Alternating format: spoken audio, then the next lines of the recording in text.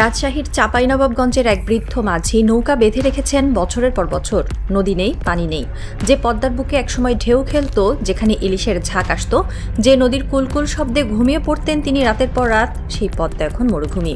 বালুচর জেগে উঠেছে, মাঠের ফসল পানির অভাবে মরে গেছে। আর মাঝি তাকিয়ে আছেন সেই শুকনো নদীর বুকে। তার চোখে প্রশ্ন, এই নদী কি আর জাগবে না? সেই প্রশ্নের উত্তর এখন কড়া নাড়ছে ইতিহাসের দরজায়। 6 দশকের অপেক্ষা, 50 বছরের যন্ত্রণা, 2 দফা একনিকে বাদ পড়ার লজ্জা পেরিয়ে পদ্মা ব্যারেজ প্রকল্প এবার সত্যিকারের অগ্রগতির দ্বারপ্রান্তে। পানি সম্পদ মন্ত্রী শাহীউদ্দিন চৌধুরী যখন ঘোষণা দিলেন প্রকল্পের ডিপিপি পরিকল্পনা কমিশনে পাঠানো হয়েছে, প্রস্তাবিত ব্যয় নির্ধারিত হয়েছে 33,497 কোটি টাকা, তখন রাজশাহী থেকে খুলনা পর্যন্ত পুরো পশ্চিমাঞ্চলে একটি ভিন্ন রকম উত্তেজনা ছড়িয়ে পড়েছে। সেটা উৎসবের উত্তেজনা নয়, বরং সেই উত্তেজনা যা অনেকক্ষণ দম বন্ধ করে থাকার পর হঠাৎ শ্বাস নিতে পারলে লাগে। বাস্তবায়নকাল 2026 থেকে 2033। আগামী একনেক সভায় প্রকল্পটি উপস্থাপনের জন্য তালিকাভুক্ত হয়েছে বলে সংশ্লিষ্ট সূত্র নিশ্চিত করেছে। একটি বুধবার, একটি সভা, একটি সিদ্ধান্ত। এই একটি সিদ্ধান্তের জন্য বাংলাদেশের পশ্চিমাঞ্চলের কোটি মানুষ অপেক্ষা করছে 6 দশক ধরে। ইতিহাসের একটি তারিখ আছে যা বাংলাদেশের পশ্চিমাঞ্চলের মানুষের কাছে একটি দুঃস্বপ্নের মতো। 1975 সাল ভারত ফারাক্কা ব্যারেজ চালু করলো। সেদিন থেকে পদ্মার পানি প্রবাহ মারাত্মকভাবে কমতে শুরু করলো। নদীর পর নদী শুকিয়ে গেল। গড়াই, মধুমতি, চন্দনা, বারাসিয়া, ইছামতি, বড়াল, একের পর এক নদী মৃতপ্রায়। যে নদীগুলো একসময় বাংলাদেশের পশ্চিমাঞ্চলের জীবনরেখা ছিল, সেগুলো এখন নামে নদী, কাজে বালুচর। পানি সম্পদ বিশেষজ্ঞ মাহমুদুল হোসেন খান যখন বললেন, ফারাক্কা ব্যারেজের ফলে আমাদের কিছু এলাকা মরুভূমি হয়ে গেছে, এটা কোনো অতিরঞ্জন নয়, এটা বাস্তব। রাজশাহী বিভাগের চাষি জানেন, শুষ্ক মৌসুমে পদ্মায় পানি নেই, সেচ নেই, ফসল নেই। কুষ্টিয়া, চুয়াডাঙ্গা, মেহেরপুরের কৃষক জানেন, গড়াই শুকিয়ে গেলে ইরি ধান চাষ কঠিন হয়ে যায়। খুলনা, সাতক্ষীরা, বাগেরহাটের মানুষ জানেন, পদ্মা থেকে মিষ্টি পানির প্রবাহ না থাকলে সুন্দরবনে লবণাক্ততা বাড়ে, মাছ কমে, বন দুর্বল হয়। 50 বছরে ফারাক্কার ক্ষতি গণনা করলে যে সংখ্যা পাওয়া যাবে তা কল্পনাতীত। রাজশাহীর কাছে পদ্মা নদীতে নির্মিত হবে 2.1 কিলোমিটার দীর্ঘ মূল ব্যারেজ। এই সংখ্যাটা মনে রাখুন, 2.1 কিলোমিটার। পদ্মার বুক জুড়ে এই কাঠামো দাঁড়ালে বাংলাদেশের পশ্চিমাঞ্চলের পানির ছবি বদলে যাবে। ব্যারেজে থাকবে 78টি স্লুইস গেট, 18টি আন্ডার সুইচ, 2টি ফিশ পাস এবং নেভিগেশন লক। মানে শুধু পানি আটকানো নয়, মাছের চলাচল নিশ্চিত করা হবে, নৌপথ সচল রাখা হবে। গড়াই ও মধুমতি নদীতে 136 কিলোমিটার ড্রেজিং করা হবে। মানে যে নদীগুলো বালিতে ভরে গেছে সেগুলো আবার গভীর হবে, পানি প্রবাহিত হবে। কৃষ্ণা নদীতে 246 কিলোমিটার পুনরুদ্ধার করা হবে। এত বছর ধরে যে নদী ধুকে ধুকে বেঁচেছিল সে আবার জীবন পাবে। আর সবচেয়ে বড় চমক দেওয়া সংযোজন, 133 মেগাওয়াট জলবিদ্যুৎ। অর্থাৎ এই প্রকল্প শুধু পানির সমস্যার সমাধান করবে না, বিদ্যুৎও উৎপাদন করবে। একটি প্রকল্প, দুটি সংকটের সমাধান। প্রকল্প বাস্তবায়িত হলে কারা উপকৃত হবে? দেশের প্রায় 37% মানুষ সরাসরি। রাজশাহী, খুলনা বিভাগের কোটি কৃষক পানি পাবে। সুন্দরবনে মিষ্টি পানির প্রবাহ নিশ্চিত হবে। খুলনা, সাতক্ষীরা, বাগেরহাটে লবণাক্ততা কমে আসবে, সুন্দরবনের প্রাণ ফিরবে। শুধু মানুষ নয়, একটি বনও বাঁচবে এই প্রকল্পে। পদ্মা ব্যারেজের স্বপ্ন নতুন নয়, এই প্রকল্পের ধারণা 6 দশক পুরনো, কিন্তু প্রতিবারই কোনো না কোনো কারণে আটকে গেছে। সবচেয়ে কষ্টের বিষয়, একনিকে 2 বার তালিকাভুক্ত হয়েছিল, 2 বারই বাদ পড়েছে। কেন বাদ পড়েছিল? পানি সম্পদ বিশেষজ্ঞরা স্বীকার করেছেন, ভারতের সঙ্গে এই প্রকল্পের কিছু বিষয় ছিল। ভারতের আপত্তি, কূটনৈতিক জটিলতা, ফারাক্কার নিম্নাঞ্চলে ব্যারেজ নির্মাণ ভারতের জন্য কিছু প্রশ্নের জন্ম দেয়। পানি প্রবাহ, পলি ব্যবস্থাপনা, এই বিষয়গুলো 2 দেশের মধ্যে আলোচনার বিষয় হয়ে দাঁড়িয়েছিল এবং সেই জটিলতায় বাংলাদেশ বারবার পিছু হটেছে।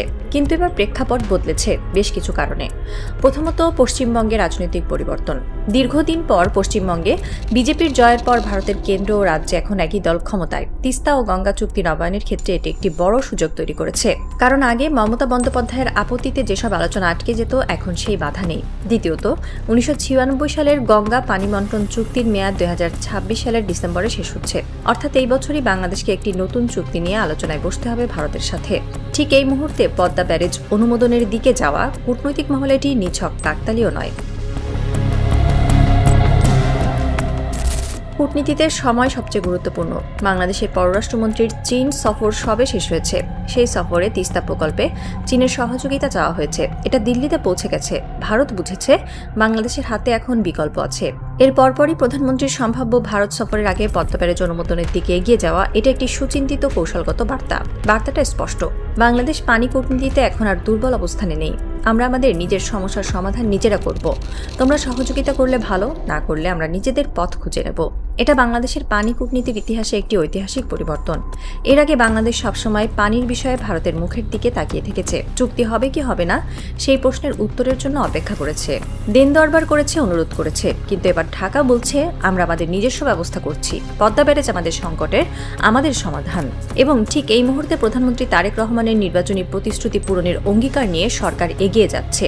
এটাও রাজনৈতিকভাবে গুরুত্বপূর্ণ, জনগণের কাছে দেওয়া প্রতিশ্রুতি রক্ষার বার্তা। এই প্রকল্পটিকে বিশ্লেষকরা বাংলাদেশের ইতিহাসে প্রথম সরাসরি ফারাক্কার প্রতিক্রিয়া হিসেবে দেখছেন। 50 বছর ধরে ফারাক্কা ব্যারেজ বাংলাদেশের পানির অধিকার হরণ করেছে। 50 বছর ধরে আলোচনা হয়েছে, চুক্তি হয়েছে, আবার চুক্তি ভেঙেছে। কিন্তু বাংলাদেশ নিজে কিছু একটা করতে পারেনি। এবার পারছে। এবার বাংলাদেশ নিজে একটি ব্যারেজ বানাচ্ছে, নিজেই পানি সংরক্ষণ করবে, নিজেই নদী খনন করবে, নিজেই কৃষির সেচ নিশ্চিত করবে। এটা শুধু একটি অবকাঠামো প্রকল্প নয়, এটা একটা বিবৃতি। 50 বছরের ক্ষতির মুখে বাংলাদেশ এখন মাথা উঁচু করে দাঁড়াচ্ছে। পানি সম্পদ বিশেষজ্ঞ মাহমুদুল হোসেন খানের কথাটা এখন আবার মনে করা দরকার। প্রকল্পটি বাস্তবায়ন হলে দেশ বাঁচবে, শুধু মানুষ নয়, শুধু কৃষি নয়, দেশ। এই একটি বাক্যের মধ্যে 50 বছরের কষ্ট লুকিয়ে আছে। কিন্তু সবকিছু এত সহজ নয়। বিশ্লেষকরা উৎসাহের পাশাপাশি কিছু গুরুত্বপূর্ণ প্রশ্ন তুলেছেন। 33,497 কোটি টাকার এই মেগা প্রকল্পের অর্থায়ন কোথা থেকে আসবে?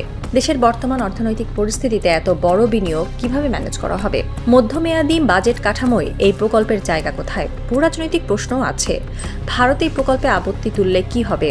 গঙ্গা চুক্তি নবায়নের সময় যদি ভারত এই ব্যারেজকে দর কষাকষির হাতিয়ার করে, প্রযুক্তিগত চ্যালেঞ্জও কম নয়। পদ্মার মতো একটি বড় নদীতে 2.1 কিলোমিটার ব্যারেজ নির্মাণ অত্যন্ত জটিল কাজ।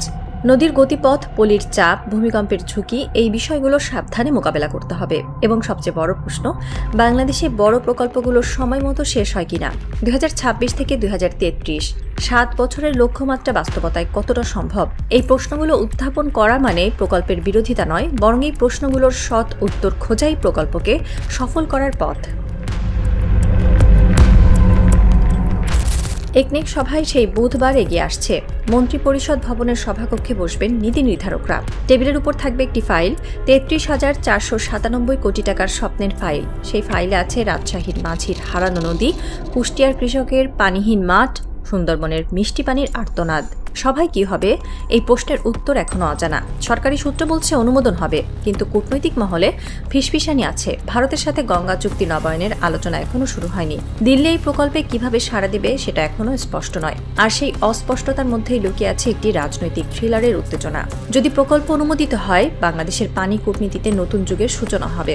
ভারতের সাথে আলোচনার টেবিলে বাংলাদেশের হাতে একটি শক্তিশালী কার্ড থাকবে। চীনের সাথে তিস্তা আলোচনার পটভূমিতে এই প্রকল্প বাংলাদেশের কৌশলগত অবস্থানকে আরও মজবুত করবে। আর যদি আবার আটকে যায়, তাহলে রাজশাহীর সেই মাঝি আরও কিছুদিন বালুচরের দিকে তাকিয়ে থাকবেন, আরও কিছু মৌসুম কাটাবেন পানির অপেক্ষায়। 6 দশক অপেক্ষা করা মানুষ আর কতদিন অপেক্ষা করতে পারে? বাংলাদেশ ইতিহাসে প্রথমবারের মতো ফারাক্কার সরাসরি প্রতিক্রিয়া হিসেবে একটি মেগা প্রকল্পকে রাষ্ট্রীয় অধিকারে রাখছে। এটা মাথা উঁচু করে চোখে চোখ রেখে কথা বলার ইঙ্গিত। কিন্তু সেই মাথা উঁচু থাকবে কিনা সেটা নির্ভর করছে আগামী বুধবারের সেই ফাইলের ওপর। সভাকক্ষের দরজা বন্ধ, বাইরে অপেক্ষায় একটি জাতি।